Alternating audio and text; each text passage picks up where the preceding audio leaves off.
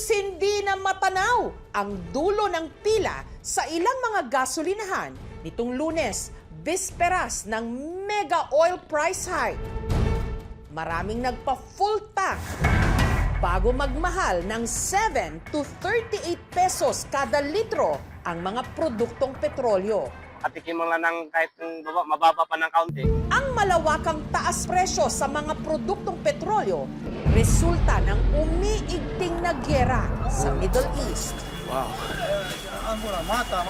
At dahil hindi pa tiyak kung kailan babalik sa normal ang presyo ng langis, ang ating mga kababayan, kanya-kanyang diskarte ngayon para makatipid.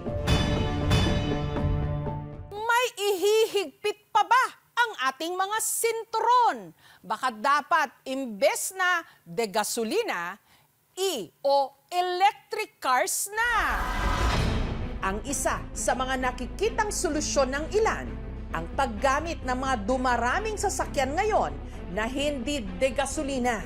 Ichina-charge ang mga ito na parang gadget o cellphone. At kapag full tank, full charge na, pwede nang umarangkada. Mga EV o electric vehicle. Pero karamihan sa mga electric vehicle sa merkado, milyones naman ang halaga. Di hamak ding mas mahal sa mga de gasolina. Pero meron din daw na hindi inaabot ng milyones ang presyo.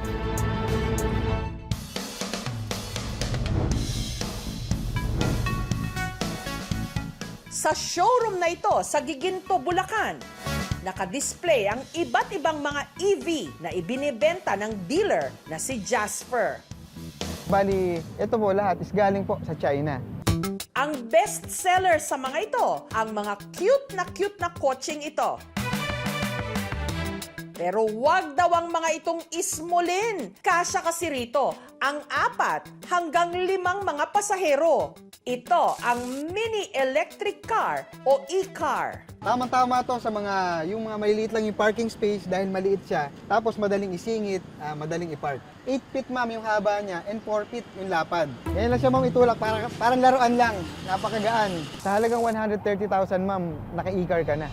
Hindi tulad ng ibang mga EV na kailangan pang dalhin sa mga charging station, ang mini e-car ni Jasper pwede raw i-charge diretso na mismo sa mga power outlet sa bahay. Ang charger kasi nito parang sa laptop lang. Sa charger naman po is meron siyang indicator. Umiilaw po siya ng red pag charging and nag-green naman po pag full charge na. I-charge sa loob ng 8 hanggang 10 oras ang isang mini e-car. Ang cost lang po niya sa isang full charge is nasa 25 to 30 pesos. Tapos aabot na po siya ng 35 to 40 kilometers. Sa kanyang dashboard, sir, ang makikita po is yung kanyang speedometer, voltmeter, battery bars, and then meron din siyang reverse camera monitor na dito rin makikita sa kanyang panel. Sa pag-release po ng handbrake, is need lang po napakan na madiin yung brake. Pwede na po natin ilipat sa drive button. And then pag nakalipat po sa drive, pag tapak po sa accelerator, pwede na siyang paandarin. Usual po yung mga bumibili sa amin ng mga e-car is ginagamit lang po along barangay roads, subdivision. Nagbebenta rin si Jasper ng mga tinatawag na solar mini e-car. Bukod sa pwede itong isaksak sa power outlet, meron din itong built-in na solar panels. Kapag iminamaneho ito na tirik ang araw, kusa na itong nagcha-charge. Kaya mas tipid. Ang negosyante mulang Malolos na si Lourdes, solar mini e-car ang minamaneho sa tuwing pinupuntahan niya ang kanyang mga tindahan sa Bukawi. From here sa Malolos, going to Bukawi and going back uli, so nakaka 30 kilometers na yon. Ito ay tumatakbo lang ng 52 to 53 kilometer per hour, kaya nasa gilid lang tayo para safe din naman. Pagka ginagamit ko to, i-charge ko siya ng 6 hours. Pagka mainit while driving, nagkakarga pa rin yung solar power niya. Kaya hindi ako kabado. Malaki ang natitipid ko dito, lalo na ngayon. Pero pwede ba ang mga mini e-car sa mga long distance na road trip? Nasa kategory L6 po siya, sa mga low-speed e-car po. Pwede po siya sa highway, basta nasa outermost lane lang, tapos may license.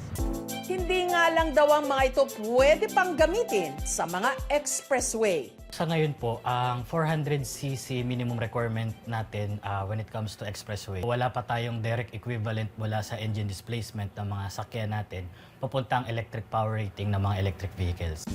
Dahil limitado lang ang kayang takbuhin ng baterya ng isang EV, ang ibang mga driver nagkakaroon daw ng tinatawag na range anxiety o yung takot na baka maubusan ng battery habang nasa biyahe. 80% or more of your charging will be always at home charging stations. So it's being addressed already. Target of DOE, 7,300 by 2028.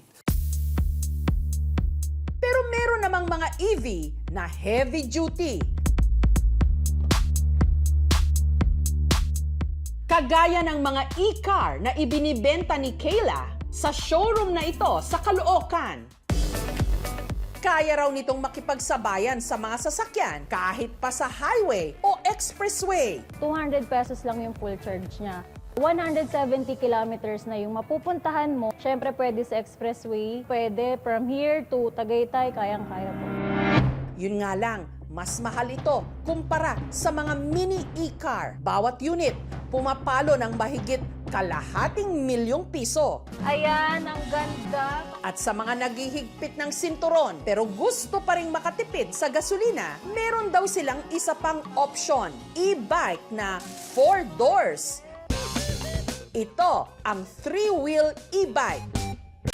Ang tiga-Sampaloc sa Maynila na si Sharon, bumili ng 3-wheel e-bike para gawing service. Para talaga sa apo ko yan. Naiiwan ko yung mga gamit, kahit cellphone ko. Parang pag mag 100% po siya, kailangan nakablink po yan siya lahat. Iwan ko lang po siya dito, magdamag.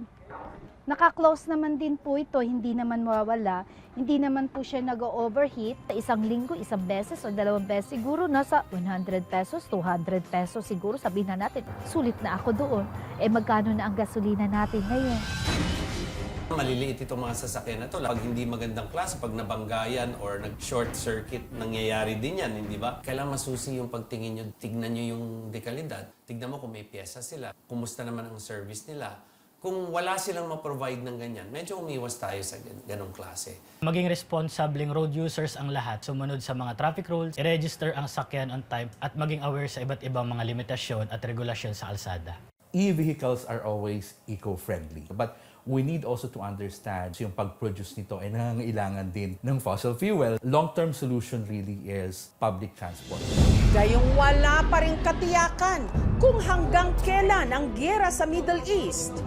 At wala nang ihihigpit pa ang ating mga sinturon. Ano pa nga bang bago? Nasa atin ang remedyo at naghihintay pa rin ng pangmatagalang mga solusyon.